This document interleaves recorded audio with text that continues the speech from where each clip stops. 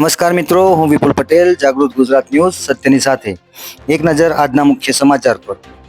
અમદાવાદમાં હાલ રાજ્યની સૌથી મોટી રથયાત્રાની તૈયારીઓ ચાલી રહી છે, ત્યારે આજે ભગવાન સરસપુર મામાના ઘરેથી નિજ મંદિરે પરત ફરતા નેત્રોત્સવ વિધિ કરવામાં આવી હતી, જ્યાં મોટી સંખ્યામાં ભાવિક ભક્તોએ દર્શનનો લહાવો લીધો હતો। મોસાળથી પરત ફર્યા બાદ ભગવાન જગન્નાથને તેમના ગર્ભગૃહમાં આવેલી રત્નદેવી ઉપર ફરીથી પ્રતિષ્ઠિત કરવામાં આવ્યા છે। ત્યારે આ પવિત્ર વિધિ બાદ ગૃહ રાજ્યમંત્રી શ્રી હર્ષ સંઘવીએ રંગબેરંગી ફૂલોથી સજાવેલી ખુલ્લી જીપમાં શહેર પોલીસ કમિશનરના ઉચ્ચ અધિકારીઓ સાથે રથયાત્રા રૂટનું નિરીક્ષણ કર્યું હતું।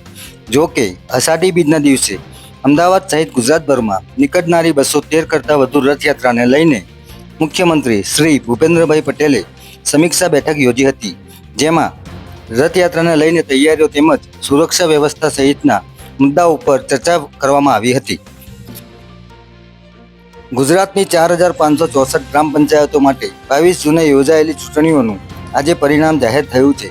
આજે વહેલી સવારે 9 વાગ્યાથી ચુસ્ત પોલીસ બંદોબસ્ત વચ્ચે મતગણતરી શરૂ થઈ ગઈ હતી, ત્યારે સરપંચ પદના ઉમેદવાર અને વોર્ડના સભ્યોની જીતને ઠેર ઠેર ઢોલ સાથે ઉજવણી કરવામાં આવી હતી, જ્યારે અમુક જગ્યાએ જીતની ખુશીમાં ભાવુક દ્રશ્યો પણ સર્જાયા હતા। રાજ્યમાં કુલ 8326 ગ્રામ પંચાયતોની ચૂંટણી થવાની હતી, જેમાંથી 4564 ગ્રામ પંચાયતોમાં સામાન્ય ચૂંટણી અને 3524 ગ્રામ પંચાયતોમાં પેટા ચૂંટણી થઈ હતી। ત્યારે મતગણતરી પ્રક્રિયા માટે 13444 કર્મચારીઓ અને કાયદો વ્યવસ્થા જાળવવા માટે 14231 પોલીસ કર્મચારીઓ તૈનાત કરવામાં આવ્યા હતા। જય હિન્દ, જય ભારત।